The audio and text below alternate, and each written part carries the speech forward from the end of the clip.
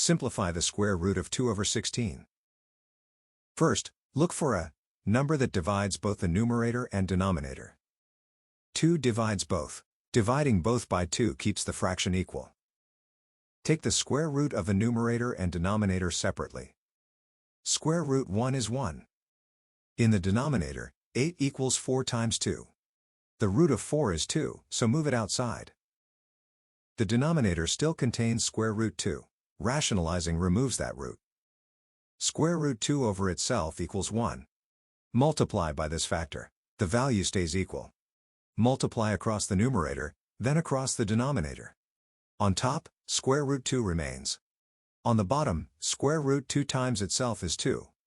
2 times 2 is 4. The simplified exact value is square root 2 over 4.